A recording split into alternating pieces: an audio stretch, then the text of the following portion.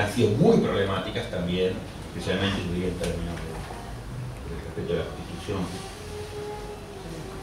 ¿Con Uruguay y Brasil? No, por eso creo que son culturas, sobre todo la uruguaya, digamos, de un apego diferente a la Constitución. También han tenido experiencia de golpe de Estado y demás, ¿no? Yo quería referirme a algo que había comentado un poco, y que el presupuesto de la Constitución. Porque nosotros no estamos hablando, digamos, la Constitución se instala sobre un cuerpo, ¿oí, Tato? Sobre un cuerpo ya hecho. La Constitución, por eso no se habla de lucha de clase, ni de lucha de clase social, digamos, la Constitución es como un vestido que se pone en un cuerpo. Pero ¿por qué no se habla? La Constitución es una Constitución, digamos, dentro de una sociedad constituida por clases sociales que luchan entre sí. No es una cosa idílica sobre un cuerpo idílico, es sobre un cuerpo en contradicción, en efervescencia, digamos, donde cada uno de los sectores lucha por imponerse. Nosotros estamos en una sociedad burguesa, una sociedad capitalista, con clases sociales, digamos, muy ricas, explotadoras, y clases sociales que son explotadas, digamos, la Constitución quiere abarcar todo, y quiere frenar todo, y quiere hacer de la Constitución una especie de ídolo inmóvil. Mientras que yo creo que la sociedad se pone sobre un cuerpo, no sé si a eso quería referirte vos cuando decías que había algo previo a la Constitución. La Constitución tiene algo previo, no solo ideológico, sino que tiene un cuerpo social previo. Es un cuerpo contradictorio, atravesado de contradicciones, de lucha. Era hablar de México.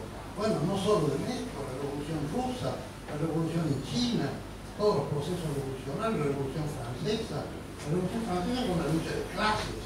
Las clases burguesas que querían tomar el poder para imponer su propiedad. Porque nosotros podemos hablar de la Constitución y de las modificaciones, que son amplias, que son amplias, pero siempre la propiedad privada. Toca la propiedad y se acabó la Constitución. Vale. Bueno, no sé. Pero digo, la Unión Soviética tenía una constitución. Y China tenía y tiene su constitución, que había eliminado la propiedad privada y tenía constitución. Quiere decir, no siempre se mantiene la propiedad privada. Tenía constitución y construyó una de las sociedades más infames para uno, seguramente habrá muchos que opinarán lo contrario. Eliminaron la propiedad privada, tenían una constitución donde constitucionalmente se prohibía la propiedad privada y no cambiaba nada porque yo creo que el poder estaba, pero no en un sentido muy formal, sino que el poder está organizado constitucionalmente de manera absolutamente vertical, dictatorial, pero más aún las ideas que había y que conformaban el Estado era de que era legítimo eso por razones más o menos como la de Dios.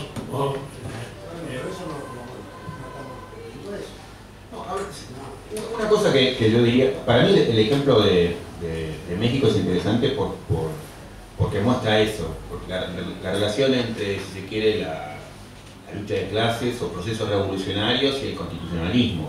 Entonces, para mí es un ejemplo interesante de cómo un movimiento popular efervescente, digamos que, o sea, el zapatismo, y digamos, así como las columnas de Pancho Villa,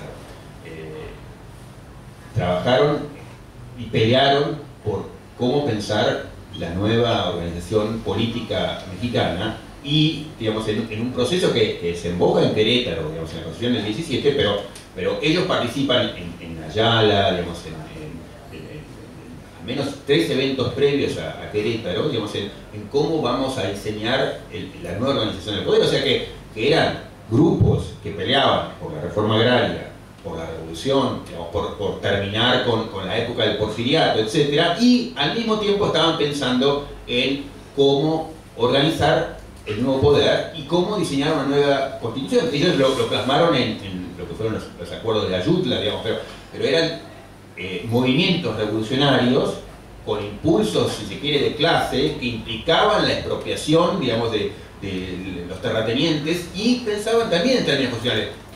La vuelta de tuerca importante que tiene eso, y que es para mí material también importante de reflexión, es el constitucionalismo que nace en 1917, en buena medida ahorca esos esfuerzos revolucionarios. Y entonces, yo diría, Carranza, que era el presidente, digamos, el político militar dominante en ese momento, termina por ahogar ese impulso revolucionario. Y aun cuando hoy, a los ojos de quienes leemos esos textos constitucionales, vemos a la Constitución mexicana del 17 como un evento extraordinario, descomunal, de nuevos derechos y demás, mirándolo de cerca, en la historia más corta, más de cerca, lo que uno ve es cómo el conglomerado poder político, militar, económico terminó asfixiando a las fuerzas del zapatismo y del villismo que habían estado participando directamente en ese proceso que culmina la Constitución. O sea que es una buena muestra de que aún los grupos más radicalizados estaban interesados en el constitucionalismo, pensaban con qué carta nos vamos a organizar ahora, tenían una propuesta de cómo hacerlo y, como ocurre tantas veces, terminaron vencidos, digamos, con el brazo torcido por el poder establecido. También una derrota significativa, pero también parcial, porque, digamos, algunos de los logros que se obtuvieron ahí, yo creo que tuvieron una importancia histórica, pero también es cierto eso, y afirmar eso, que es un modo en que se ahogó al impulso, el ímpetu revolucionario de 1900. Sí, bueno, yo un poco basándome en la pregunta del señor, quería hacer un anexo, digamos, y una consideración. Para la sala de máquinas, está conformada solamente por técnicos o especialistas para trabajar sobre esta sala de máquinas que pueda tener nacimiento, pero puede ser una constitución, o se considera que sea multidisciplinario e inclusive llamar a sociólogos y todo eso para que den su punto de vista, porque mi apreciación, fuera de toda técnica, porque tampoco soy abogado, no tengo formación en esta parte, es de que se refleja muchas veces a un estado de sociedad o la conformación de la sociedad, lo que se elabora en esa tarea. La pregunta va en dirección de lo que comentaba antes Toto sobre quiénes hacen esas salas de máquinas y la idea es que normalmente quienes han estado a cargo de la redacción constitucional, bueno, eso ha ido variando con el tiempo, pero en muchos casos tuvo que ver con las élites dominantes, desafiadas como en el caso de México, desafiadas como en el caso de Italia en su momento, de Alemania en su momento, pero eran las élites dominantes. Yo lo que diría es que una constitución democrática, pero eso ya es opinión mía, no puede ser democrática si es producto de los científicos, digamos. Una constitución democrática requiere el punto de vista de todo el mundo, digamos. Lo que reivindicamos el hecho básico de una persona un voto, lo hacemos por la idea de que entendemos que no importa si usted tiene un doctorado en Harvard o no, digamos, usted sabe las cosas que le importan y es importante su punto de vista. Entonces, me parece que muchos de nuestros textos constitucionales pecan justamente por los modos que excluyen, digamos, a grupos sociales. Pero lo digo tanto en relación con la redacción de la Constitución como de las normas fundamentales, cuando acaba de escribirse el Código Civil o el Código Penal en Argentina. Bueno, por ejemplo, hay una norma en Argentina que dice que los grupos indígenas tienen que ser obligatoriamente consultados cuando se afecta a sus intereses. Bueno, no se los consultó en absoluto, y el resultado es evidente, por ejemplo, en el Código Civil. Todo lo que tenía que decir sobre el Código Civil, sobre los indígenas, y lo que dijo en su primera versión, escrita por los mayores expertos del constitucionalismo argentino, era un mamarracho. Era un mamarracho, digamos, que no casaba siquiera con las exigencias mínimas que el propio derecho abiertamente establece. Y eso tiene que ver con muchas cosas, pero entre otras, con el modo elitista con el que se piensa habitualmente la reforma del derecho, que es el derecho queda concentrado en una élite en la aristocracia del momento o los amigos del poder del momento. Entonces, la exclusión de grupos impacta en este tipo de cosas, que es, por ejemplo, en cosas centrales.